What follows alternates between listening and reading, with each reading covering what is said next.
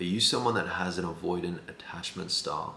Or maybe you're in a relationship with someone that has an avoidant attachment style. And if this is the case, there's likely a lot of unsafety, a lack of trust, a lot of anger, resentment, rage, fears, shame, guilt, and a lot of doubt. And in today's video, I'm going to break down why you have this avoidant attachment style and what you can do to start to grow through it so that you feel safe, you feel secure, you feel confident within who you are and within the relationship as well. So if all of that sounds good, make sure you stick with me until the end, because I'm going to share some practical tips and steps that you can start incorporating into your life to develop more of a secure attachment style within yourself and within your relationship. So the first thing to understand is, why are you an avoidant? I myself have had avoidant tendencies in the past. Often I would shut down, I would get angry, I'd get defensive, I'd withhold, and I wouldn't express myself authentically and honestly and vulnerably most of the time because I didn't actually understand what I was feeling or how to even communicate that with someone in a way that resonates with them, in a way that actually creates connection. And so what I did instead is I disconnected. I disconnected from my partner and I disconnected from myself.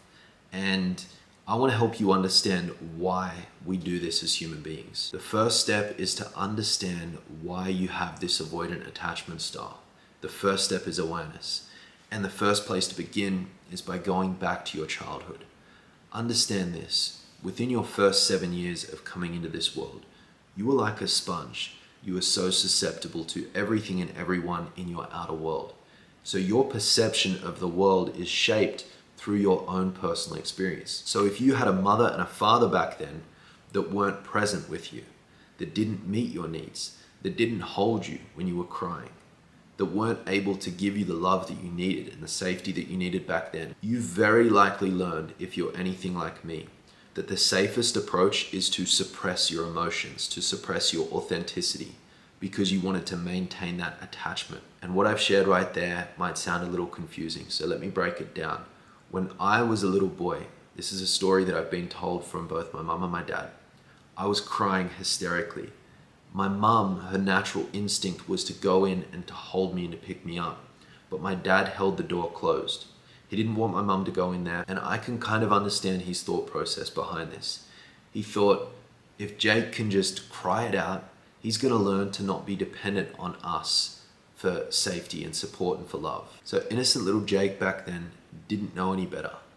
I began developing a story and an idea that me suppressing my emotions, me not expressing and crying and letting out my emotions, is actually what would bring people closer to me and how others would validate and accept me. So the way this evolved and started to play out is that I became the nice guy, the good boy, the people pleaser, the boy that could never do anything wrong. Underneath the hood, I was subconsciously, meaning not intentionally thinking that I was doing this, but I was burying my emotions because I'd grasped onto this belief that me expressing myself was not safe. It wasn't going to be the thing that helped me meet my needs. So the reason that I'm sharing all this is because I believe your avoidant attachment style relates back to your childhood, when there was some point back then that you suppressed your authenticity.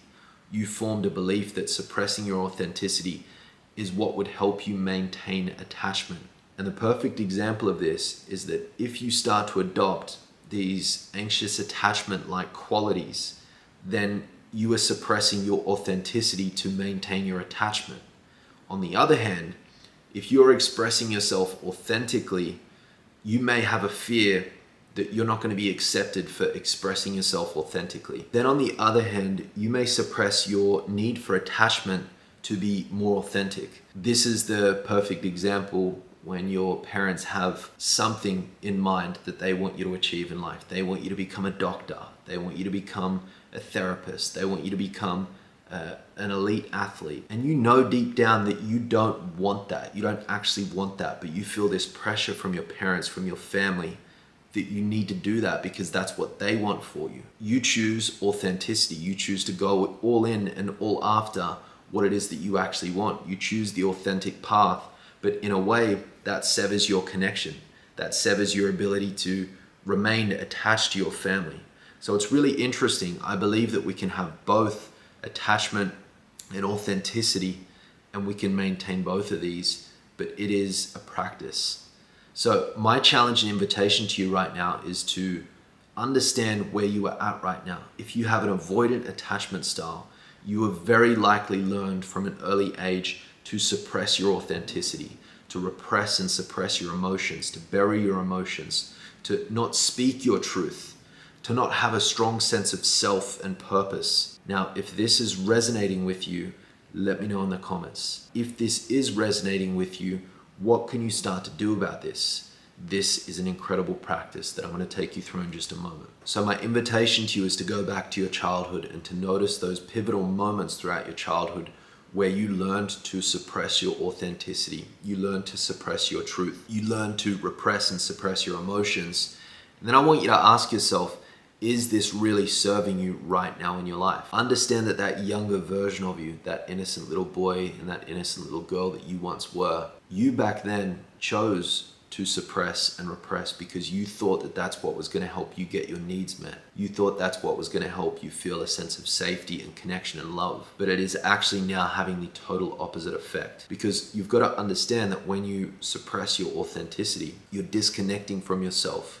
And the relationship you have to yourself is the relationship that you have to the world and to other people. Everything in your external world is a reflection of your internal world.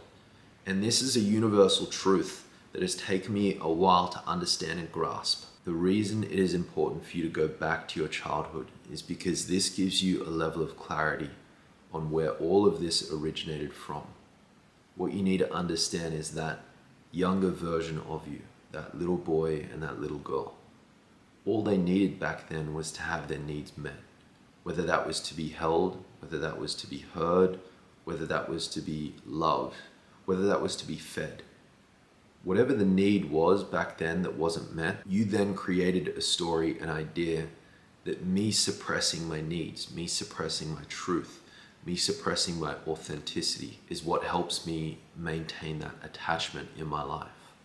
So when you go back to your childhood, it is important to meet yourself back then and meet your current self and even meet your parents with a level of compassion and kindness and curiosity. And an amazing therapist, Gabor Mate, uses the term compassionate inquiry. So it's going back to the past, it's going within in a compassionate way. So no judgment, no shaming, no guilt. When you let go of all of that, you liberate yourself. So when you go back to the past, when you go back to your childhood, remember to meet your younger self with curiosity, with love, with compassion. Meet your parents with that same energy, and meet your current self with that same energy as well. Because understand, shame and guilt is a dense cycle that you can get stuck in. So coming to a place of acceptance and love and openness is what allows you to liberate yourself from the shackles of shame and guilt. Now, as you're liberating yourself from these limiting patterns from your past that don't serve you or your relationship, when you come to a place of acceptance for all that is, where all of this originated from, the avoidant attachment style qualities that you've adopted as a result of this experience, the fact that you've been repressing your emotions, the fact that you've been suppressing your authenticity for so long, and you've likely adopted the people pleaser mask. It is important for you to accept all of this and embrace all of this. And you might wonder, why on earth would I want to or have to accept this? The truth is, when you are not able to accept something, you are denying the truth. You are living in an illusion, and you are always going to be disempowered. This is why I personally believe it is essential to accept all of who you are, all of who you've been. Embrace all of that, because this is going to give you fuel to become exactly who you want to be. So now that you're accepting everything as it is, the next step in this process is to drop in and embody a state of gratitude. And what do I mean by this? What I mean by this is that version of you back then, that innocent little boy and that innocent little girl, even your parents, You were all doing the best that you could with the awareness that you had back then. You can be grateful towards that younger version of yourself. You can be grateful towards your parents. You can even take it as far as being grateful for the version of you right now that still has these avoidant attachment style qualities. And the reason gratitude is so powerful is because gratitude opens you up to lessons and blessings. Gratitude liberates you and sets you free. So when you're going back to your past and you're thanking and being grateful towards your younger self and your parents, you can simply close your eyes and visualize that version of you and thank that innocent little boy and innocent little girl that you once were. Thank you for doing what you could to keep me safe back then. Thank you for doing what you could to have your needs met back then. Thank you for doing all that you could to maintain a level of love and connection and safety back then. That is freeing. That is liberating. This is really powerful. And now you can start to see these experiences in your life as gifts. There's actually a gift within all of this pain, all of this trauma, all of this heartache. There is a beautiful gift, a lesson and a blessing within all of these experiences. But you must allow yourself to go back and see the gift within all of these experiences. And this is a practice. This is a process. Now, where are we going? This is the next piece of the puzzle, is moving forward. Who is that version of you that expresses themselves freely, without any limits, without any barriers? Who is that version of you right now that embraces that little child, that allows yourself to play and laugh and cry and sing and dance and express? Who is the version of you right now that is clear and confident within who they are? You are clear on your values, you are clear on your purpose, you are clear on your goals, you are clear on your what and your why, and you are proud to share that with the world. You are proud to stand firm in your beliefs without feeling the need to get lost in pointless battles, because you know who you are. You can be authentically you, and you can put down the mask. And so in those moments within your relationship where every part of you wants to shut down, wants to disconnect, wants to walk away, wants to hang up the phone, wants to say hurtful things, how in those moments can you keep your heart open? Can you breathe deeply? Can you exhale fully? Can you notice the energy pulsating through your body? Can you open up your heart and see that wounded little boy or girl that is living within you, and see that in your partner as well? Understand that this avoidant attachment style isn't you. It's not actually who you are. It is simply a survival strategy, a defense mechanism that you've picked up from your childhood. You've learned that suppressing your authenticity and your truth is what will maintain that level of attachment and connection. But it's actually the opposite. You breathing deeply and fully in that moment when you are extremely triggered and every part of you wants to shut down and avoid your partner and avoid your pain. That is the most pivotal moment for growth. To breathe deeply, to see the truth of what is coming up, to hold yourself, one hand on your heart, one hand on your belly, to breathe deeply.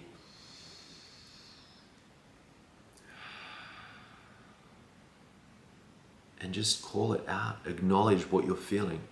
Right now, I am feeling anger. I am feeling sadness. I am feeling fear. I'm feeling overwhelmed. I'm feeling heightened. Just the ability to communicate and to create space between what you're feeling inside and to get that out is really simple and subtle, but super important and super powerful. And this is one more piece that I want to dive into. The way that you communicate is very important. If you project onto your partner and you say, I'm pissed off, you made me angry, and all of these very hurtful things, this is going to create an instant disconnect. If, on the other hand, you withhold and you hold all of it in and you shut down and you go quiet, this creates a disconnection as well. On the other hand, when you acknowledge what you are feeling, I am feeling triggered right now. I am feeling overwhelmed right now. You own your experience. You take ownership of what you are experiencing in your body. This is where you now have more control over your state. You're no longer disempowering yourself and blaming your partner or blaming anyone out there. You're taking responsibility, and this is where your power lies. So by using I am statements, I am feeling triggered, I am feeling upset, I am feeling overwhelmed right now. This is really simple, but really, really important, because this actually invites your partner in to see you, to see that you're feeling all of these things right now, to see that you're vulnerable, to see that you're open. And this invites them in. This creates connection rather than creating this disconnection. So now my invitation and my challenge to you is to go back to your childhood, is to go back to that wounded little boy, that wounded little girl.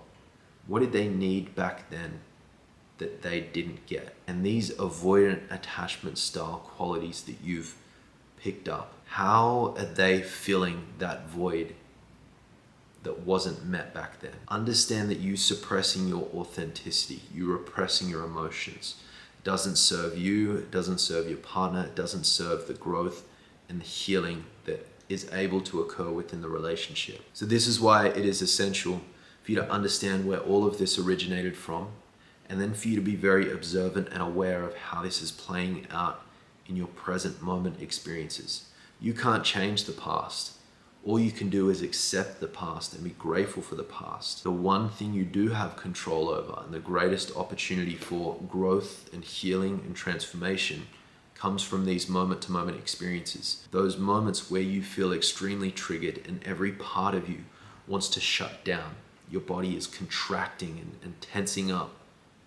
These are the moments where you have an opportunity to breathe deeply, to hold yourself, to understand yourself, to call out what it is that you're feeling in that moment, to invite your partner in. Because this creates connection. This is really, really powerful. And this is my invitation, my challenge to you. I appreciate you watching this video, and I know it is a loaded topic, so if you have any questions, drop them in the comments section below. I'm going to be responding to all of those personally.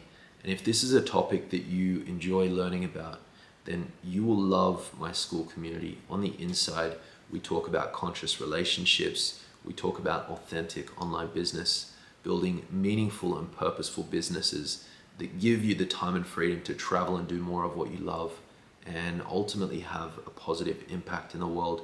In addition to that, we talk about natural health and healing techniques, and I've got a bunch of free courses and programs on the inside. So if you want to join the school community, use the link in the description. The community is currently free. It's going to be free for the first 50 members. Right now, I believe we have 41 members in there. So there are 9 spots that are free. After that, it's going to become a low monthly paid subscription. So jump into the community if you feel called. I look forward to connecting with you further on the inside. And again, thank you for watching. Have an amazing day.